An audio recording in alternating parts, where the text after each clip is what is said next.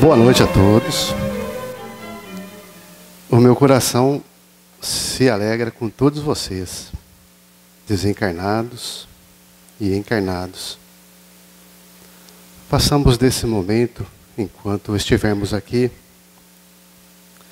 mantemos uma concentração com os nossos pensamentos elevados, para que possamos, aqui neste ambiente agradável, nessa pousada que se faz paz, recebermos as benesses que a espiritualidade vai compartilhar conosco. E lembrando, vamos compartilhar esse quinhão de paz, esse quinhão de luz, com aqueles que não puderam estar conosco nesta noite. Compartilhar com aqueles que se perderam, foram arrebatados pelas ilusões, pelos prazeres mundanos, em favor daqueles aflitos, sofredores, espalhados pelos quadrantes da terra. Aliás, tais sentimentos têm tudo a ver com esse estudo que faremos nessa noite. Bem-aventurados os aflitos.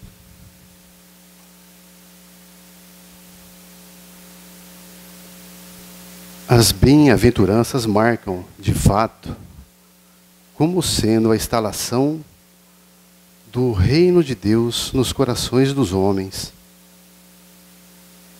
Por conseguinte, é oportuno destacarmos o que representou o Sermão do Monte e por que a doutrina espírita o contempla no Evangelho segundo o Espiritismo. O que representou o Sermão do Monte e onde ocorreu? Primeiramente, é valioso apresentarmos o Sermão do Monte como sendo o mais expressivo entre os ensinamentos apregoados por Jesus. Esse fato ocorreu nas encostas de um monte conhecido como Cornos de Ratim, localizado próximo a Tiberíades. A quem Jesus pregava e de quais regiões o povo vinha. A grande multidão que seguia Jesus era formada pelos rejeitados, pelos desvalidos da vida, por homens e mulheres que não tinham voz na sociedade.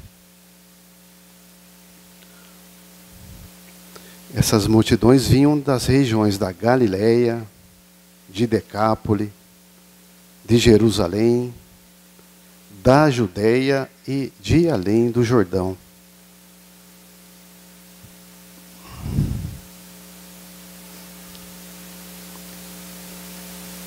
Jesus, rompendo o silêncio, inicia seu discurso, afirmando que esses,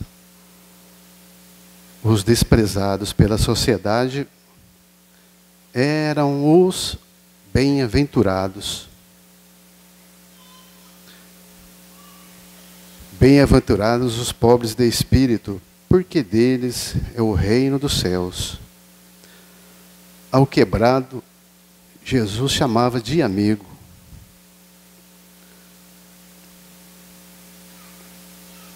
Jesus, com o seu amor sublime, quando ele começou a propagar a sua mensagem, aquele povo ficou maravilhado. Aquele momento no monte ficaria marcado para sempre nas vidas dessas pessoas. foi maravilhoso. Essa passagem de Jesus, ela até me emociona, porque realmente é um dos momentos mais sublimes das instruções que Jesus passou para a humanidade. Até hoje, e vai perpetuar pelo tempo. As bem-aventuranças têm justamente a finalidade de atingir todas essas situações que eu comentaram com vocês. Todas elas. Agora, quantas pessoas não estão passando por dificuldades? Quanto sofrimento. E por isso que eu comentei com vocês. O meu coração se alegra de estarmos podendo auxiliar a espiritualidade nesse momento.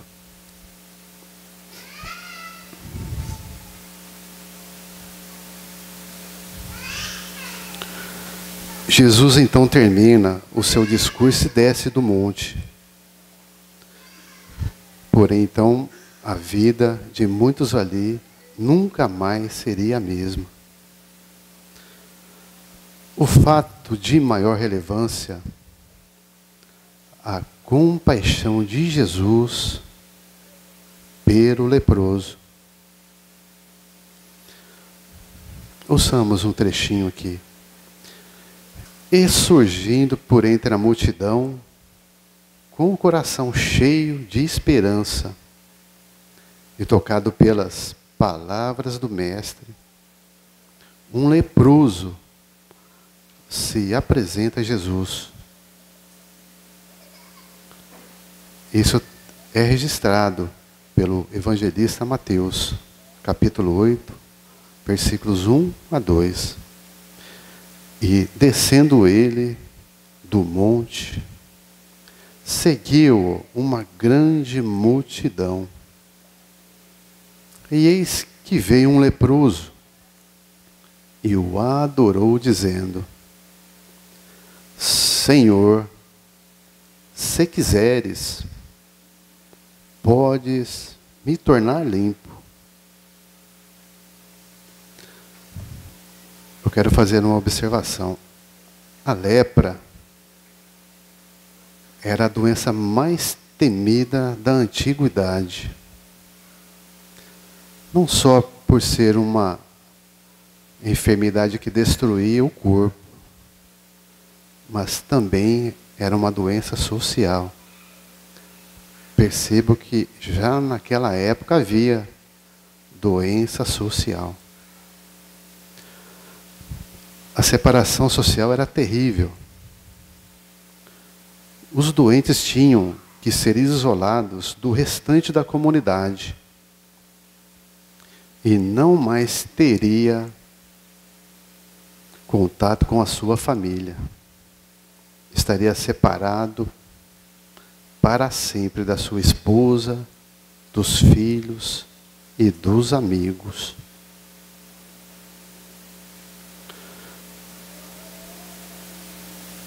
Uma vida solitária estava destinada a ele.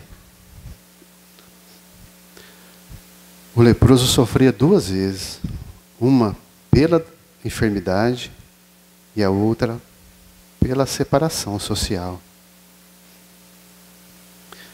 Entretanto, Jesus, compadecido dele, sentindo a sua miséria, sabendo da terrível solidão e separação de sua família, comoveu-se de íntima compaixão. O tocou e o curou. Isso é registrado por Mateus, no capítulo 8, versículo 3.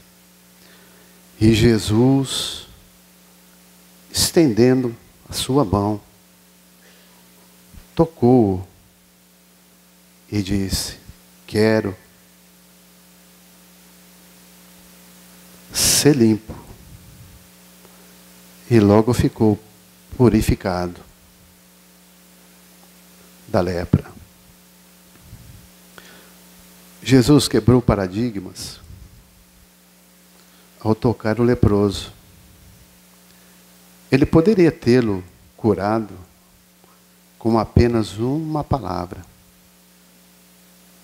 porque a virtude poderosa de Jesus, o amor, como temos estudado na doutrina espírita, por maior que tenhamos vontade em compreender qual seja esse tamanho, é impossível, pois ainda somos muito pequeninos.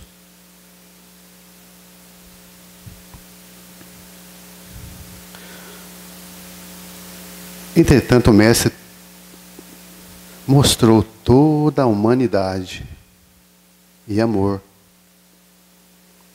Jesus estava a curar naquele momento não só o corpo, mas com o toque ele curava também a alma tão ferida daquele pobre homem. E só Jesus conhecia o sofrimento daquele homem. Só ele sabia de suas lágrimas, de seus pesares, e o Mestre o toca com amor. Um toque de paz e consolo. Bem-aventurados os que choram, porque eles serão consolados. Em Mateus, capítulo 5, versículos 3 a 4. Aproveitando aquele momento, Jesus conclama os seus discípulos a empregarem as suas qualidades em favor dos semelhantes, sem se deixarem corromper, porque os discípulos são considerados como o sal da terra, e sem se ocultarem também os valores espirituais, porque eles representam também a luz do mundo. Jesus procurava ensinar o povo conforme o entendimento dele. E aproveitando aquele momento, junto aos discípulos, esclareceu-lhes, como quem já sabendo dos desdobramentos que haveriam de vir. Pois que Jesus, tendo ensinado tanto, ainda não pôde dizer tudo declaradamente. Abre aspas. Jesus, muitas coisas tenho para vos dizer, mas vós não as podeis suportar ainda. Em João, capítulo 16, versículo 12. E o Mestre ainda acrescenta: se me amais, guardai os meus mandamentos, e eu rogarei ao Pai, e Ele vos enviará outro Consolador, a fim de que fique eternamente convosco, o Espírito de verdade, que o mundo não pode receber, porque não o vê e absolutamente o não conhece. Mas quanto a vós, conhecê-lo eis, porque ficará convosco e estará em vós. Porém, o Consolador, que é o Santo Espírito, que meu Pai enviará em meu nome, vos ensinará todas as coisas e vos fará recordar tudo o que tenho dito. Em João, capítulo 14, versículos 15 a 17 e 26. Aqui eu fiz uma observação para que possamos refletir. Podemos considerar que aqueles importantes esclarecimentos como sendo o anúncio de uma sequência na assistência e respectiva revelação espiritual para a humanidade futuramente, pois que era preciso aguardar maior amadurecimento do espírito humano e que progredisse também no campo do conhecimento científico. Percebam que nós já temos a inteligência necessária para começarmos a compreender muitas coisas que Jesus não havia dito e que o Espírito de verdade tem nos revelado através das obras básicas de Kardec. Assim nós encerramos essa primeira parte. Faremos um estudo agora sobre o Evangelho segundo o Espiritismo e as bem-aventuranças. Outro ponto desse estudo diz respeito ao porquê o Evangelho segundo o Espiritismo contempla as bem-aventuranças. Procuramos relacionar nesse estudo as bem-aventuranças com o Evangelho pelos seguintes fatos.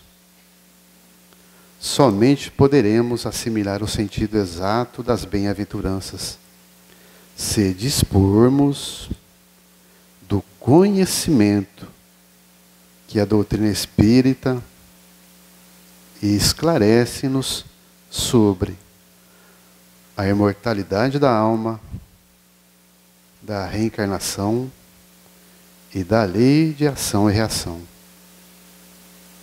Esses princípios praticamente norteiam o Evangelho segundo o Espiritismo.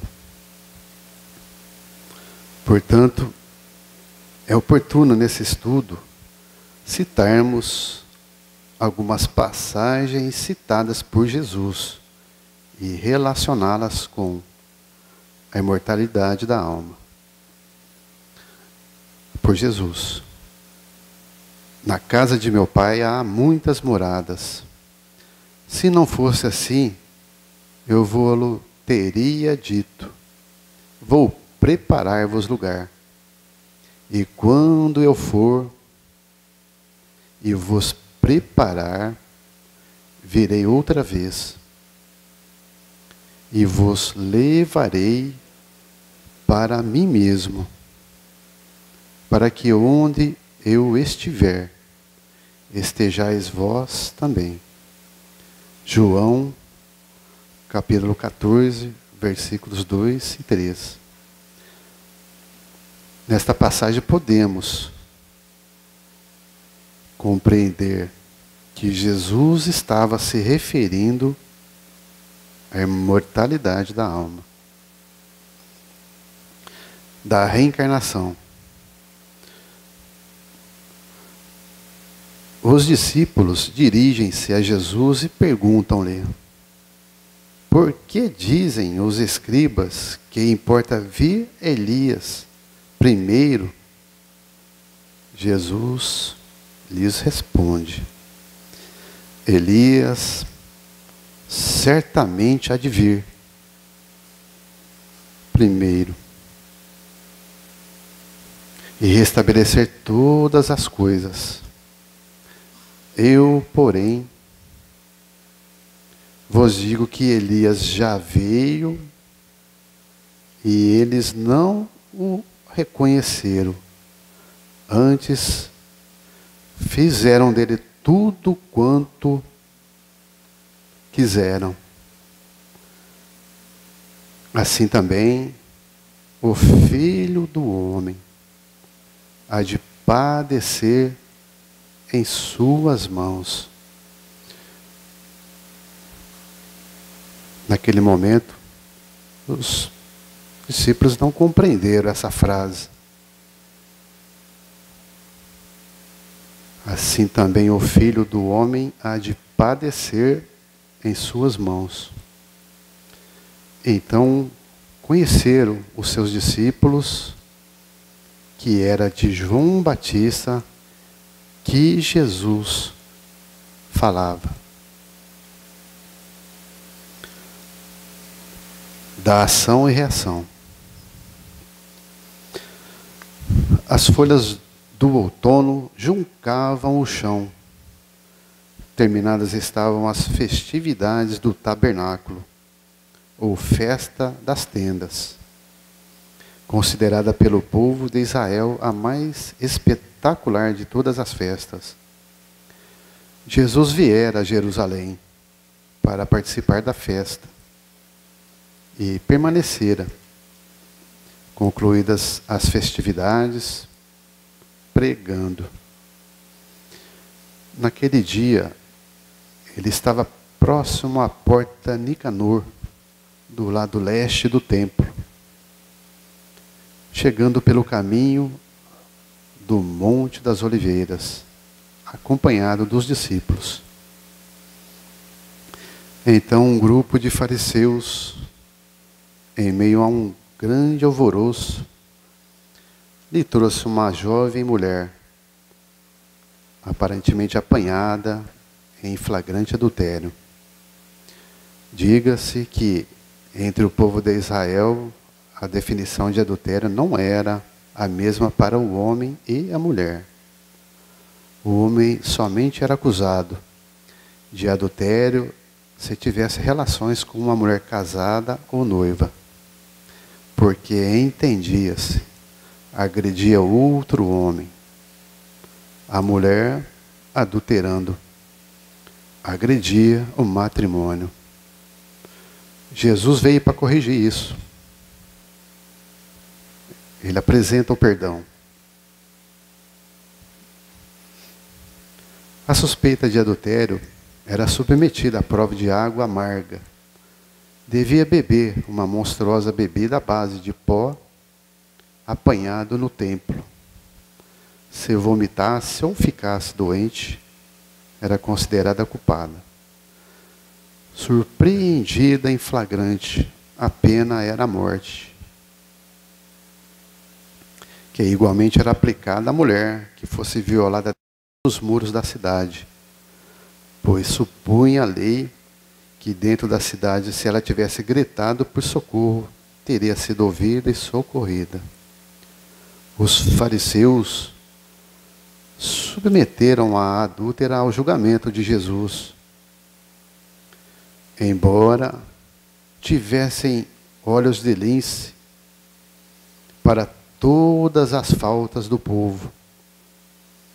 A questão daquela hora visava muito mais aproveitar o incidente para armar uma cilada ao profeta de Nazaré, do que zelar pela pureza do matrimônio.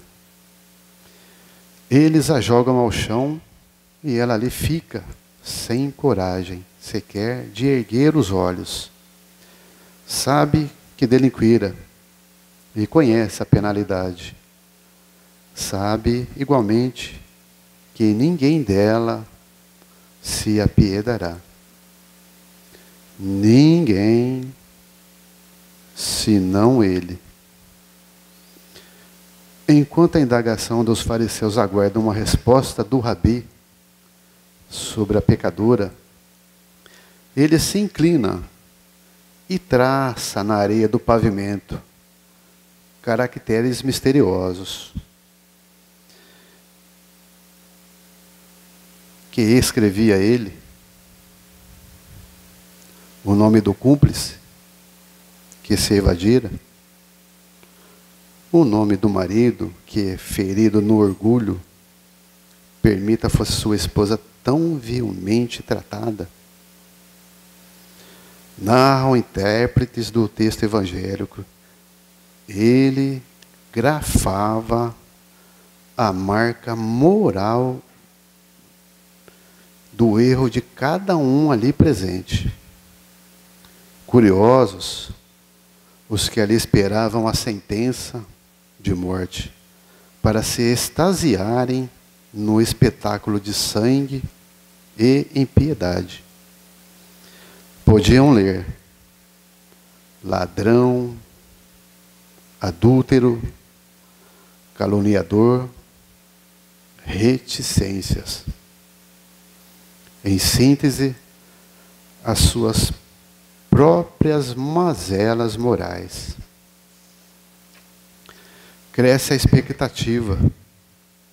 Jesus ergue, percorre o olhar perscrutador pela turba dos acusados, que o sentem atingir-lhes a intimidade, e diz tranquilamente: aquele que dentre vós estiver sem erro, atire-lhe a primeira pedra.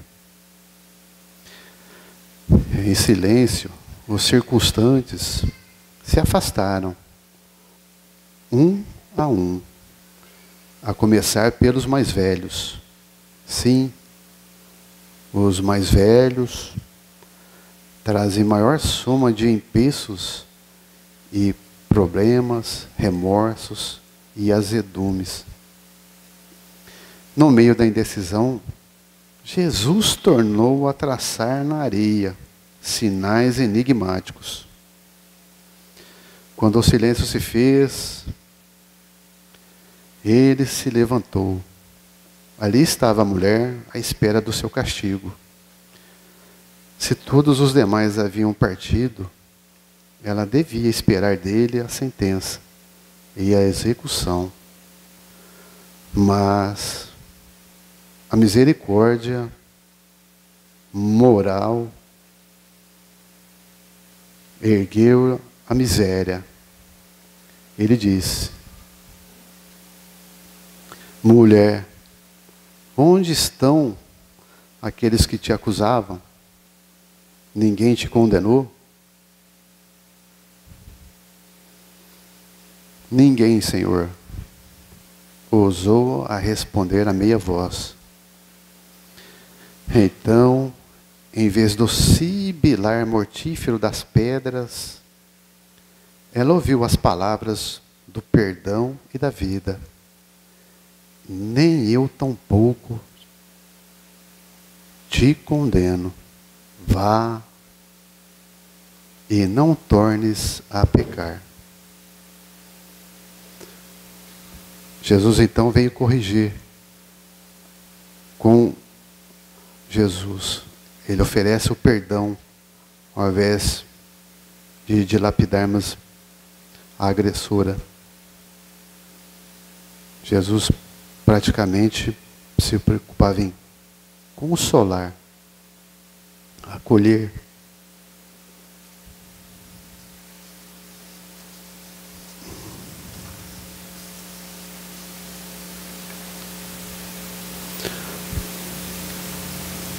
Pela ação e reação, como nós percebemos nesse trecho,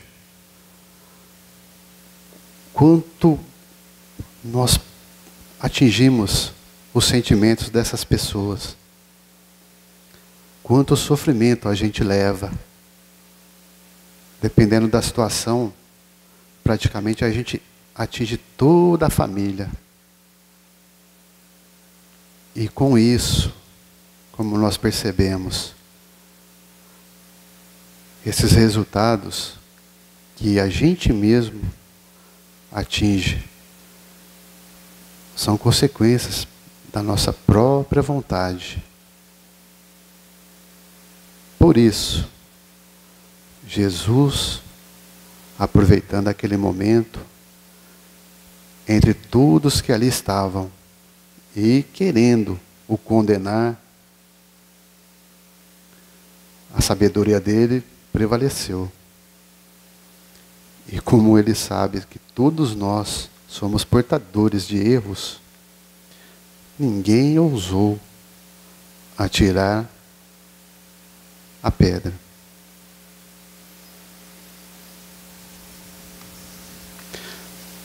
O que devemos absorver desse estudo? Bem-aventurados os aflitos. Dessa forma, com o auxílio e ensinamentos que a doutrina espírita tem nos oferecido, hoje podemos assimilar e compreender que, através das bem-aventuranças, Jesus define um estado de tranquilidade, de compreensão e serenidade íntima, que todos devemos cultivar frente às mais adversas situações da vida. O Mestre continua compadecido de muitos ainda hoje. Muitos, como o leproso, que queria ser limpo da sua enfermidade, não podia a si mesmo limpar. Muitos querem vir a Deus, mas há um temor. Estão miseravelmente presos às paixões mundanas, pecados e vícios. Querem ser libertos, mas não podem a si mesmo libertar. E a fim de tornarmos nosso estudo melhor compreendido,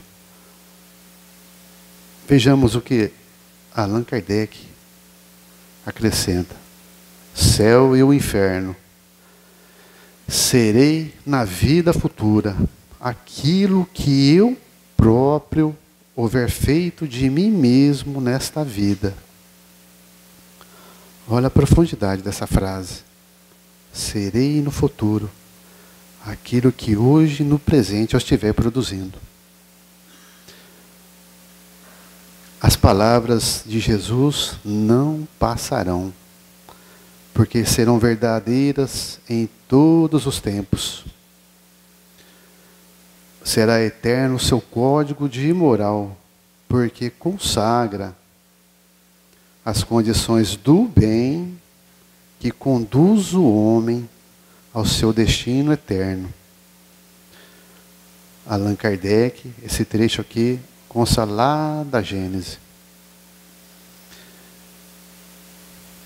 Portanto, bem-aventurados são aqueles que ouvem e acreditam na palavra de Jesus. A todos o meu boa noite, que procuremos conservar por longos dias essa paz, essa alegria, esse momento em que somos portadores dessas bênçãos que nos são oferecidas. E lembrando a todos vocês, compartilhemos com aqueles que não puderam estar conosco nessa noite. Reforcem os seus lares com o Evangelho do lar. Certamente ampliarão dias felizes e a harmonia junto de cada coração. Uma boa noite a todos. Fiquem na paz.